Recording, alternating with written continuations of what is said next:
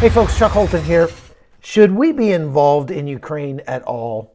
Should America have spent any money at all assisting Ukraine as they've tried to push back against Russia's invasion? Let's talk about that for a little bit. I have to say, let me just back up a little bit. It's getting very frustrating for me because when I go back and read the comments, especially on Newsmax YouTube channel, whenever they talk about Ukraine, there's so much ignorance that it's just disheartening for me. I feel like my job over here is to educate people about what's happening on the ground. And people have this political agenda, and conservatives especially. I mean, I'm as conservative as the day is long, but I'm trying not to be an ignorant conservative.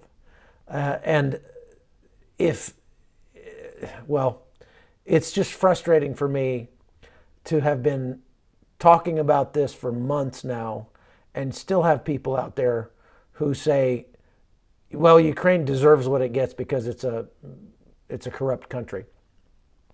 Or, well, Russia had every right to invade because there are bioweapons labs in Ukraine. Horse hockey. There are no bioweapons labs funded by the United States in Ukraine. Now, details matter. I said bioweapons labs. There are bio labs in Ukraine that got money from the United States. And that's a good thing because the money that the United States spent on that through the Defense Department helped those labs get to the point where they could differentiate between naturally occurring biological agents and weaponized biological agents. That would help the United States put out a net that would catch those things earlier before they get to the United States. It's already been proven with the hoof and mouth disease in the UK.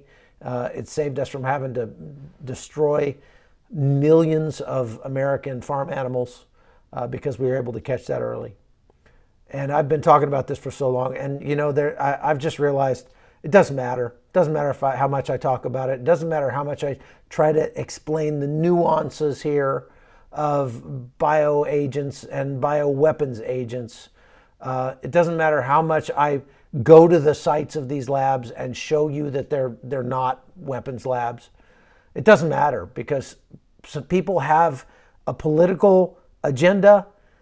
I understand it. You don't like the Biden administration. I don't like the Biden administration either. But that doesn't mean that absolutely everything the Biden administration does has to be countered by advocating for the opposite. That doesn't make sense in a rational world. If the Biden administration does something out of political for political reasons, and it turns out to have been the right thing anyway, that's possible. Things like that can happen. Now, let's talk about for a second whether or not the United States should have ever gotten involved in Ukraine. And all we have to do is just game it out. What would have happened in Ukraine if the United States had not been involved at all? Well, Ukraine would be a Russian state at this point. Russia would have taken over, likely. A lot of people would have died. A lot of people have died, but probably more people would have died. Maybe not, but because Ukraine would have fought anyway, but they would have lost badly, and they likely would have been overrun. What does that mean for the West? Well, if the United States pulls out of Syria, it creates a vacuum in Syria that other countries rush into and try to fill.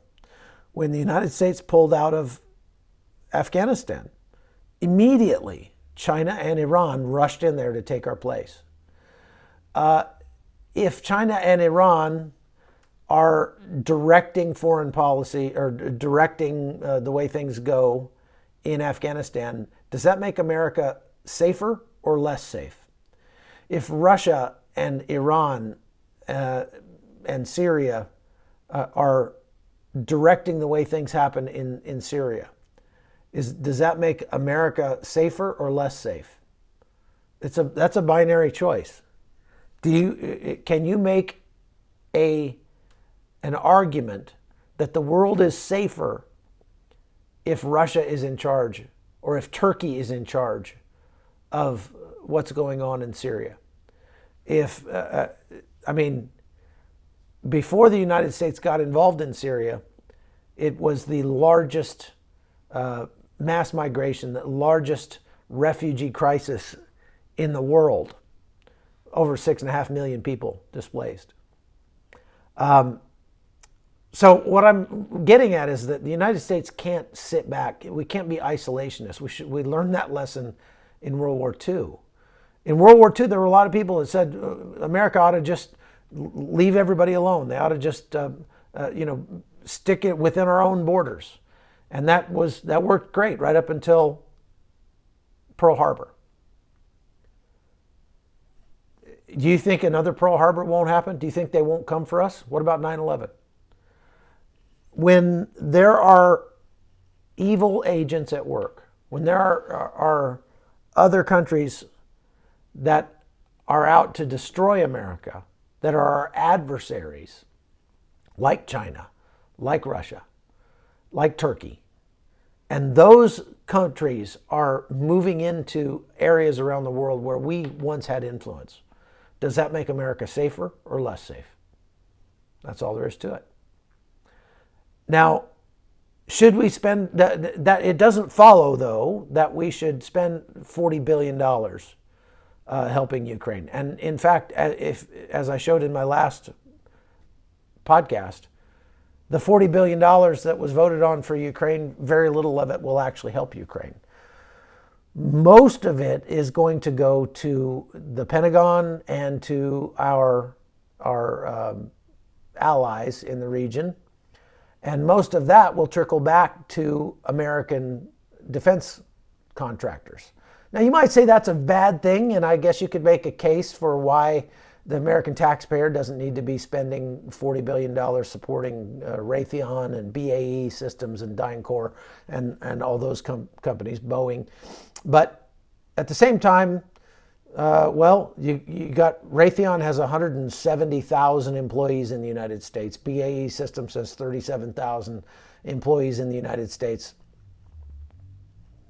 A lot of people's salaries are getting paid. A lot of Americans' salaries are being paid by when countries around the world are buying defense products. Okay? So you could make a case for, okay, that's supporting the American economy. But like I said, just to recap, of the $40 billion that the United States is supposedly sending to Ukraine, $6 billion of that is it's actually $9 billion, is going to upgrade Pentagon equipment. So the Pentagon is giving old, obsolete equipment to Ukraine and worth $3.3 billion, and then buying $9 billion worth of new, upgraded stuff for the United States military. Okay, that's great, but it doesn't help Ukraine any more than they've already been helped. $4 billion of the $40 billion, 1/10 of it, is going to pay for U.S. troops who are being deployed to Europe, to Poland and places like that. We put them there as a deterrent so Russia doesn't decide to take Poland, but that doesn't do anything for Ukraine. So this $40 billion we gave to Ukraine is not a check that we wrote to Ukraine and sent to them and they can spend on whatever they want. A lot of that money, another $4 billion, is going to American allies in Europe who have given their old Soviet era stuff to Ukraine, and now they want to buy new stuff as well. Again, they've already given that stuff to Ukraine, so that money doesn't assist Ukraine really at all. It just reimburses our allies. Is that a great thing? You could say, why are we reimbursing our allies? Well, I don't know. I don't think that's a smart thing to do, but whatever. Suffice it to say, we're not handing that money to Ukraine. That money's not going to Ukraine. There's tons of things like that in that $40 billion. There's hundreds of millions of dollars for research and for programs that stop human trafficking and for all kinds of things like that that really don't make that much of a difference for Ukraine right now. The White House announced yesterday they're releasing another $1 billion worth of actual stuff that will help Ukraine, like ammunition and longer range weapons. That's good. If we give Ukraine the longer range weapons they need, Ukraine will likely win this war. And as I've said before, I think that a diminished Russian threat across the globe is better for the globe than an increased Russian threat across the globe. So you answer that question. If Russia is a bigger threat to the world or a smaller threat to the world, which one of those is better for the United States? That's what we're talking about here. So the fact that the Biden administration, for political purposes, decided to support Ukraine, at least on paper, because again, this $40 billion is mostly kind of the self-petting dog. It's not supporting Ukraine a whole lot, most of it.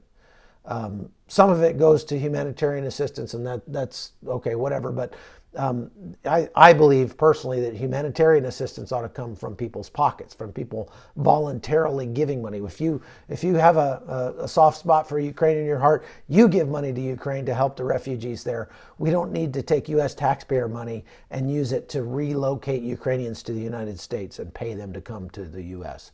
Again, that's not much different than letting Cubans or Venezuelans or Haitians in through the southern border, other than the fact that the United States is paying for it. So I think two things can be true at the same time.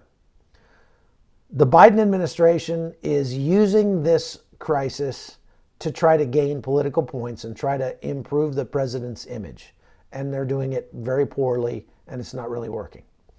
And they're spending a god-awful amount of American money to do it. Those are all bad things. At the same time, it would be a good thing if Russia loses this war. Point, period, end of story. Russia needs to lose this war. From a moral standpoint, absolutely, of course, Russia needs to lose this war. Russia is the aggressor here. They attacked a sovereign nation for no good reason. And again, if you're one of those people who is so wedded to your politics that you cannot admit that Russia is the evil party here, because that would mean agreeing with the Biden administration that something ought to be done about it, I can't help you. I can't help you. You don't need to watch this podcast, because all I'm going to do is just try to educate you as to what I'm seeing on the ground. Sorry. That's the way it goes. But, and look, there are tons of Russian trolls out there. I get that. I'm seeing a lot of people, a lot of accounts on YouTube that are making comments to that effect on my pieces, who are saying, Ukraine is using human shields. No, they're not. Haven't seen that at all. They're saying Ukraine has bioweapons labs. No, they don't. There are thousands of journalists running all over this country for months and months and months. And if there were bioweapons labs here, there would be proof of it. There would be video proof. There would be people showing you those labs or the remains of them. I personally have made it my mission to find some proof of bioweapons lab, and there are none. So if I see people commenting those things on YouTube, the first thing I do is I go look at their YouTube page. And they usually have like 0 subscribers, and it's just a rando account out there. That's likely Russian trolls. But there are some actual Americans, conservative Americans, who really believe that tripe. And if you're one of those, you don't need to watch this channel, because I'm just going to disagree with you every single day. That's all I got for today. Thanks for watching The Hot Zone. I am going to post some of the stories that we've made from the Donbass region as well. So little bonuses coming up. Make sure you watch for those. Thanks for watching. Thanks for listening. You can go to chuckholton.locals.com if you want to support us. Thanks a lot.